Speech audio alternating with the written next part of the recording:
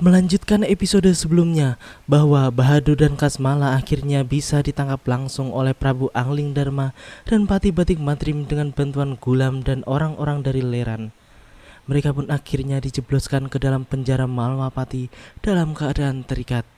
Kasmala pun kemudian dengan seenaknya meminta Pati Batik Matrim untuk membebaskan mereka berdua dengan jaminan bahwa mereka akan melindungi Malwapati dari serangan makhluk halus selama-lamanya.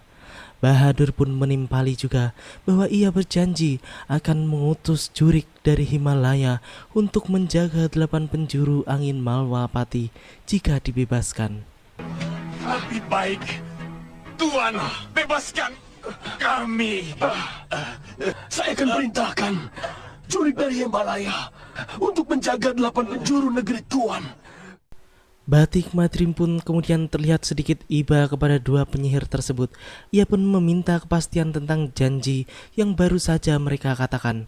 Kasmala pun menjadikan Durgandini sebagai alasan mereka melakukan kejahatan di Malwapati.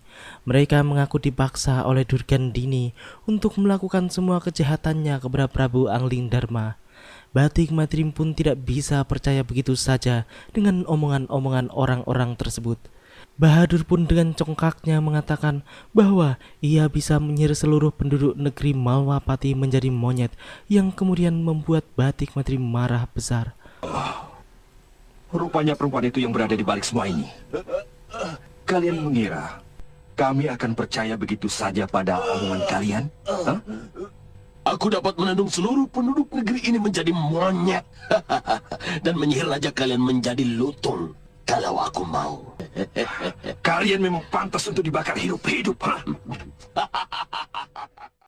Keesokan harinya, Bahadur dan Kasmala yang telah dalam keadaan terpasung pun diseret ke pengadilan Malwapati. Para prajurit pun menjaganya dengan ketat.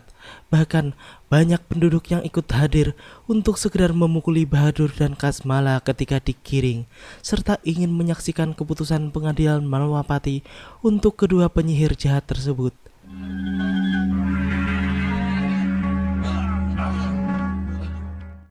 Angling Darma yang di saat itu melihat Kasmala pun teringat akan dirinya ketika disiksa di alam halus oleh penyihir jelek tersebut.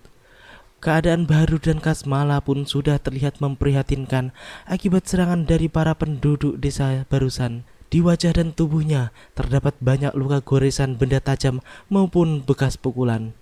Namun Bahadur pun telah mempunyai niat tersendiri, di mana ketika mereka terlepas dari ikatan jaring sakti tersebut, maka ia pun akan segera bertindak untuk menenung sang adiaksa menjadi kambing.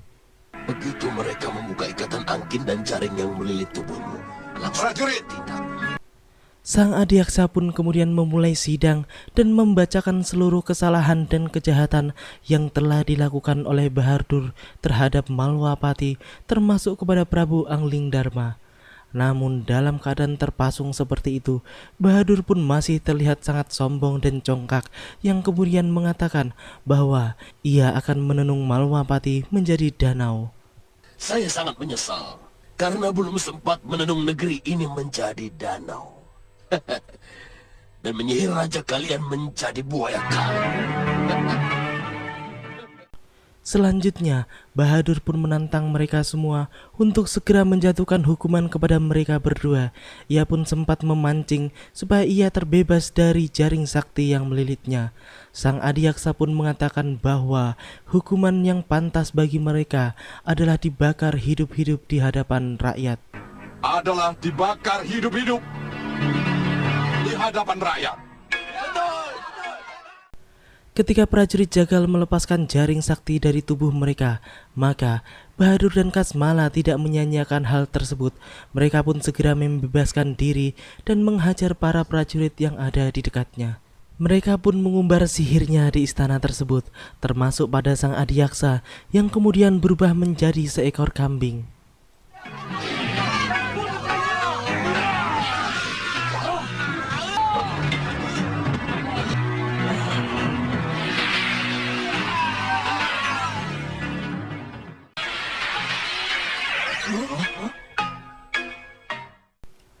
Melihat semua itu, Batik Matrim pun segera turun tangan untuk menghadapi Bahadur dan Kasmala. Suliwah pun juga hadir di tempat tersebut.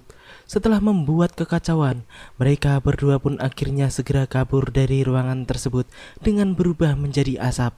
Akhirnya, Bahadur dan muridnya pun berhasil meloloskan diri.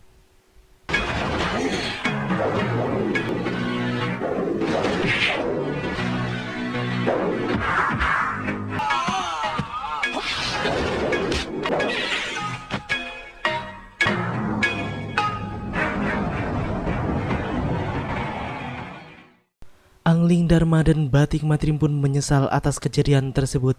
Ia pun mengatakan bahwa seharusnya ia langsung saja membunuh mereka malam itu juga ketika telah tertangkap.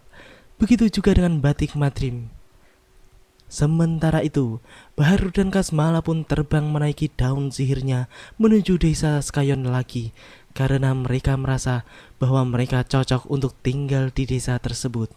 Kalau saya tidak mematuhi undang-undang Mawapati, mestinya kita bisa langsung saja membunuhnya malam itu.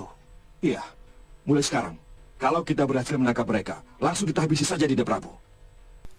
Mereka berdua pun menempati sebuah gua di ujung desa Skayon.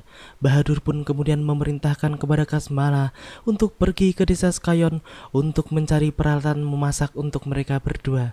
Kasmala pun segera terbang ke desa Skayon. Ketika ia baru saja mendarat, terlihat Suliwah dan Batik Matrim ada di tempat tersebut. Rupanya mereka mengejar dua penyihir tersebut sampai ke desa Skayon. Kasmala pun segera berusaha kabur dari tempat tersebut.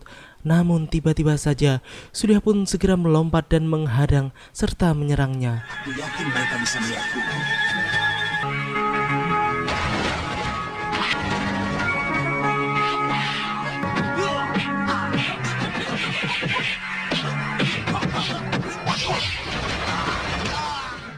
Kasmala pun kemudian menyihir Suliwah menjadi menyerupai dirinya, sedangkan ia pun berubah menjadi seekor kambing, sehingga Batik Matrim pun menjadi salah sasaran karena yang diserangnya ternyata adalah bukan Kasmala, akan tetapi Suliwah.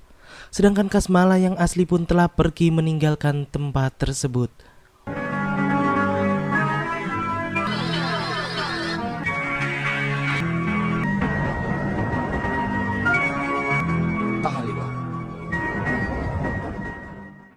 Marilah kita sejenak meninggalkan kisah Bahadur dan Kasmala.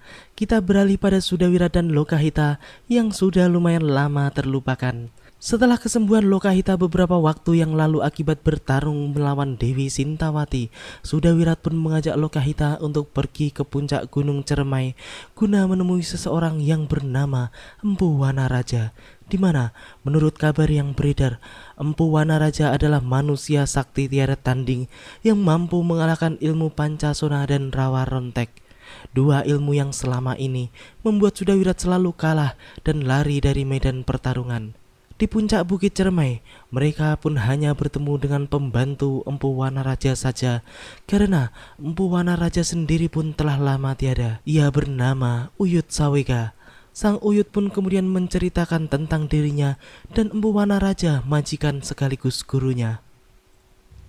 Pendekar Mahasakti yang mendiami puncak Cermai. Tapi beliau sudah meninggal 15 tahun yang lalu. Itu kenapa saya pindah kemari. Setelah bercerita panjang lebar, Uyut Sawega pun memberitahu mereka tentang kelemahan atau cara mengatasi kedua ilmu abadi tersebut. Untuk melawan ilmu Pancasona, maka mereka harus memasukkan tubuh pemilik ilmu tersebut ke dalam peti, karena dengan begitu, maka pemilik ilmu tersebut pun tidak akan terkena semilir angin, sehingga ia pun tidak akan bisa bangkit lagi. Buatkan peti, lalu masukkan tubuhnya yang hancur ke dalam peti kayu. Dia tidak akan pernah bangun untuk selamanya. Sedangkan untuk ilmu Rawa Rontek, mereka pun harus melemparkan tubuh pemilik ilmu tersebut ke atas para dan dibakar, yang kemudian abunya ditebar ke lautan. Maka ia tidak akan kembali bangkit. Uyut Sawega pun mempertanyakan tentang mengapa Sudawirat ingin sekali mengetahui kelemahan ilmu-ilmu tersebut. Sudawirat pun menjawab bahwa ia mempunyai musuh yang tidak pernah bisa ia kalahkan karena memiliki kedua ilmu tersebut. Jangan sampai tubuhnya terkena tanah. Lemparkan di atas para dan bakar tubuhnya sampai hangus. Lalu tebarkan abunya ke laut. Dia tidak akan bangkit lagi. Demikianlah akhir dari episode ini. Bentar-bentar, satu lagi info guys terakhir, bahwa Lokahita juga sedang hamil ketika mereka sampai di puncak Gunung Cermai tersebut. Dan Uyut Sawegalah yang mengetahui pertama kalinya.